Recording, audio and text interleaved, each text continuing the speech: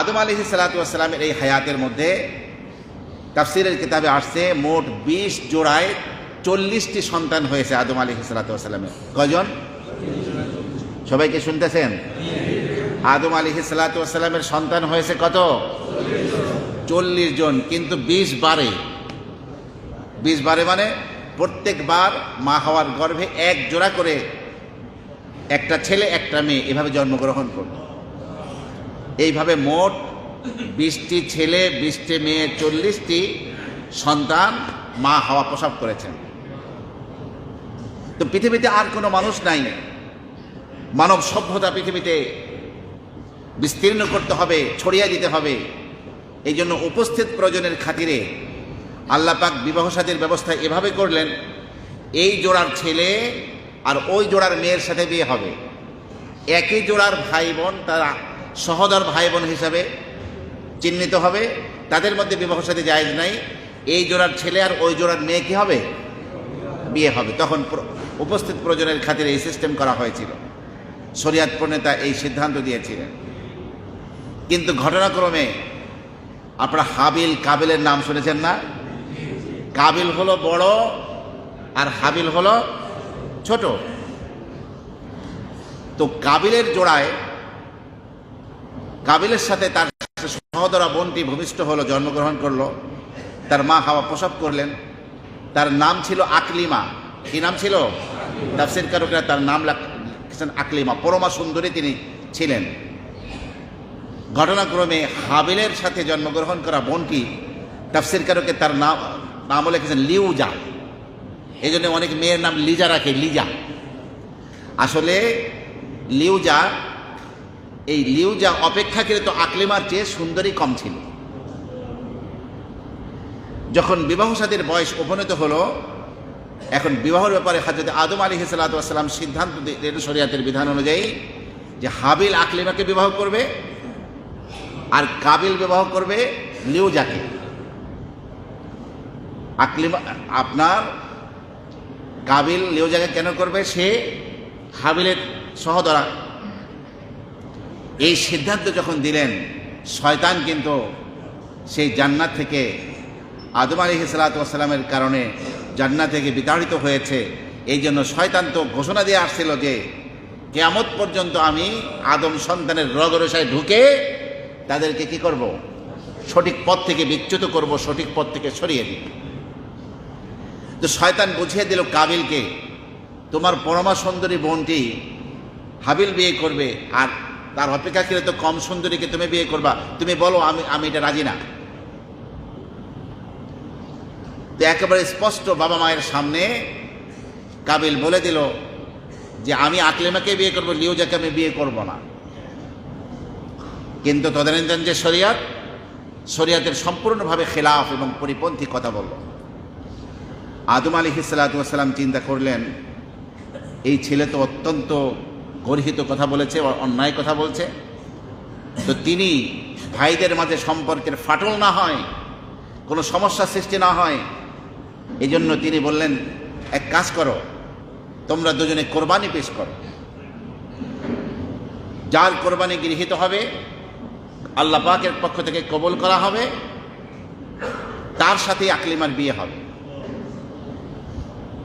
আমার প্রিয় ভাইরা, নিয়ম হলো যে সেই যুগে নিয়ম ছিল কোরবানির পশুর গোশত, কোরবানির পশু যারা কোরবানি করছে তারা এটা খেতে পেত না। আসমান থেকে আগুন এসে ওই প্রাণীটাকে আপনার আগুন দিয়ে জ্বালিয়ে দিয়ে চলে যেত। যারটা আসমানের আগুন জ্বালিয়ে দিতে যেত, বোঝা যাইত তার কোরবানি কবুল হয়েছে। আর যারটা এখন স্পর্শ করতো না, বোঝা যেত যে তার কোরবানি গৃহীত হয়নি, কবুল হয়নি। এদিকে কাবিল কোরবানির প্রস্তাবটাকেই তার কাছে ভালো লেগেছিল না। কিসের কোরবানি আবার? যেমন বর্তমানে বহু মানুষ বলে যে কত মানুষ বন্যায় খেতে পায় না, আর তুমি কোরবানি করো। খেতে না পাওয়ার কারণে তাদেরকে আলাদা দান করবেন, কিন্তু কোরবানি তো স্বতন্ত্র একটি ইবাদত। কোরবানি আর ওই দানকে একসাথে কেন মেলাতে হবে আমাদের ভাই? শরিয়াতের কোনো বিধান নিয়ে ঠাট্টা বিদ্রুপ করার, প্রশ্ন তোলার কোনো অধিকার কারো নাই। তো যাই হোক, আপনার অত্যন্ত উদ্ধত আচরণের অধিকারী ছিল কাবিল, কিন্তু সে কৃষিকাজ ভালো জানত, ফসল ফলাতো। তো সে কোরবানির জন্য দেখে দেখে তার কিছু গম, অন্য কিছু শস্য অপেক্ষাকৃত খারাপ মানের, সেগুলোকে স্তূপ করে আঁটি মাইদা পেশ করছে। আর হাবিল ছিল পশু চড়াতো, রাখালি করত, ভেড়া দুম্বা এগুলোই তার মূলধন ছিল, এটাকে চড়াতো। তো পুরা দুম্বার মধ্যে হৃষ্টপুষ্ট দেখে এক দুম্বাকে, অত্যন্ত সুন্দর ধবধবে সাদা, দেখতে অত্যন্ত চমৎকার সুন্দর, সেটাকেই একেবারে চমৎকারভাবে গোসল টোসল করিয়ে পরিচ্ছন্ন বানিয়ে পাহাড়ের ওখানে পেশ করলো, এবং নিজেরা দুজন আদম এবং হাওয়া সহ দূরের এক জায়গায় দাঁড়িয়ে থাকলো পাহাড়ের উপরে উঠে, যে ওই কোরবানির সাথে কি আচরণ করা হয়, কার আপনার কোরবানি কবুল করা হয়। সবাই দেখতে পেল আসমান থেকে আগুন এসে হাবিলের কোরবানি সেই দুম্বাকেই কেমন যেন উঠিয়ে নিয়ে চলে গেল, কিন্তু কাবিলের সে কোরবানিকে স্পর্শই করে নাই আগুন। চূড়ান্ত সিদ্ধান্ত হয়ে গেল, আকলিমার বিয়ে কার সাথে হবে? কথা কি বুঝতেছেন? কার সাথে হবে? হাবিলের সাথে হবে, কাবিলের সাথে নয়। কিন্তু কোরবানি কবুল করা হয়েছে হাবিলের এই রাগে, কাবিল হাবিলকে বলছে ক্বালা লা আকতুলান্নাকা, আল্লাহ পাক নিজেই বলেছেন, এই তোমাকে আমি অবশ্যই অবশ্যই হত্যা করব। এখন কোরবানি হাবিলের কবুল হওয়া, এটা কি হাবিলের কোনো দোষ না গুণ? কিন্তু এটাকেই হিংসাবশত ভাই কি বলল আমি তোমাকে হত্যা করব। তোমার কোরবানি কবুল কেন হলো? আমি তোমারে হত্যা করব। কিন্তু তাফসীরকাররা লিখছেন, হাবিল আর কাবিল এই দুই ভাই, তাদের জন্মের মধ্যে 5 বছরের পার্থক্য ছিল। কয় বছরের? তো হাবিল হলো 5 বছরের ছোট, কাবিল হলো 5 বছরের কি বড়। কিন্তু শারীরিকভাবে বড় ভাই কাবিলের চেয়ে হাবিলের শক্তি বেশি ছিল, চেহারাও সুন্দর ছিল। ভাই যখন হুমকি দিছে, তার তো শক্তি বেশি, সে তো বলতে পারতো যে আমাদের হত্যা করে আসে, দেখো না কয়টা ধানে কয়টা চাল দেখাই দিব মনে। তো হযরতে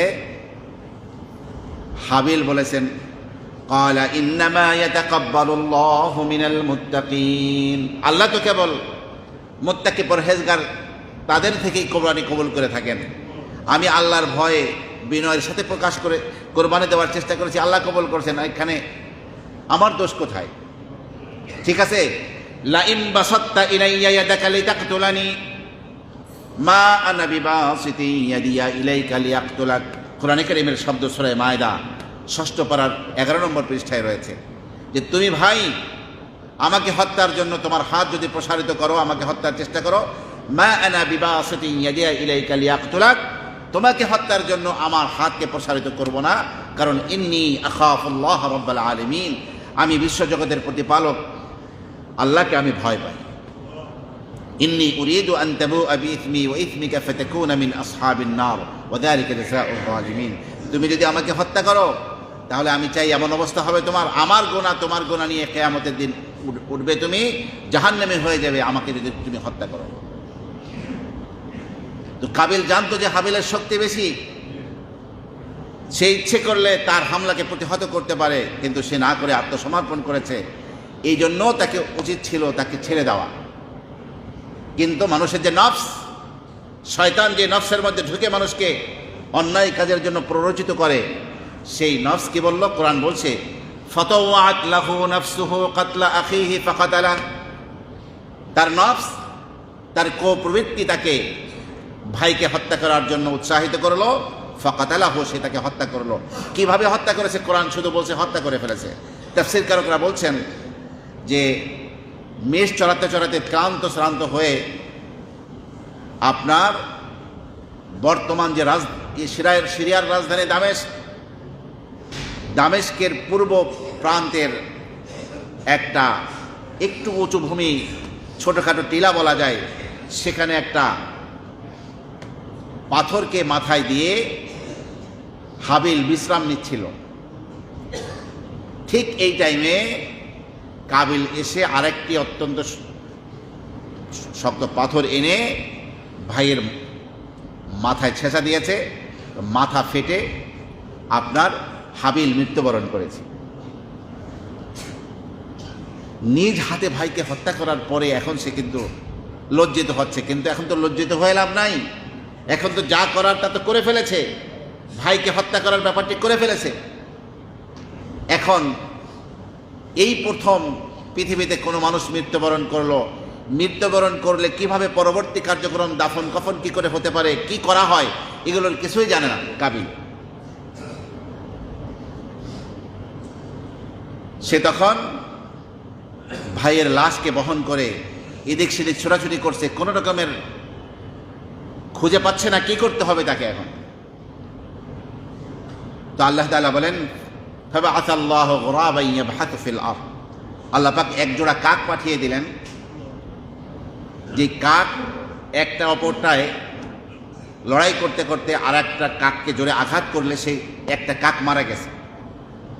তো জীবিত কাকটি মরুভূমির বালুকাময় জমিনে ঠোঁট দিয়ে আস্তে আস্তে গর্ত খনন করে সেই বালুর গর্তের মধ্যেই অপর কাকটিকে পা দিয়ে ফেলে দিল এবং উপর দিয়ে বালু চাপা দিল। এই অবস্থা ভালো করেই দেখল কাবিল। তখন সে বলল, ইয়া ওয়াইলাতা আ'জাজতু আন আকুনা মিথলা হাদাল গুরাব ফাওয়ারিয়া সাওআতা আখি, হায় আমি কি আমার ভাইয়ের লাশকে কিভাবে দাফন কাফন করব তাও কি আমি বুঝি না, কাকের চেয়ে দুর্বল হয়ে গেলাম। ফাসবাহা মিনান নাদিমিন, সে লজ্জিত হলো এবং ভাইয়ের জন্য কাক যেভাবে গর্ত করে লাশকে ফেলে দিয়েছে ওই রকমভাবে মাটি চাপা দিয়ে তার ভাই হাবিলের লাশকে দাফন করল। আমার প্রিয় ভাইরা, তাফসীরকাররা এটাও বলছেন, এরপরে আকলিমাকে নিয়ে বিবাহ করে সে বাবা আদমের কাছে আর ফিরে আসে নাই। বাবা মা উভয় কান্নাকাটি করবে, এই জন্য তার এই আকলিমাকে নিয়ে সে ইয়ামান দেশে পালিয়ে চলে গিয়েছিল। আমার প্রিয় ভাইরা, রাসূলুল্লাহ সাল্লাল্লাহু আলাইহি ওয়াসাল্লাম বলেন যে পৃথিবীর প্রথম ইতিহাসে সর্বপ্রথম হত্যাকাণ্ড ঘটিয়েছিল কাবিল। হত্যাকাণ্ড কে ঘটিয়েছিল? কাবিল। এই জন্য পৃথিবীতে কিয়ামত পর্যন্ত যত হত্যাকাণ্ড হবে, একজন আরেকজনকে হত্যা করবে, তার একটি গুনাহের অংশ কাবিলের আমল নামায় লেখা হবে। কারণ এই অপকর্মটির সূচনা শুরু কার মাধ্যমে হয়েছিল? কাবিলের মাধ্যমে।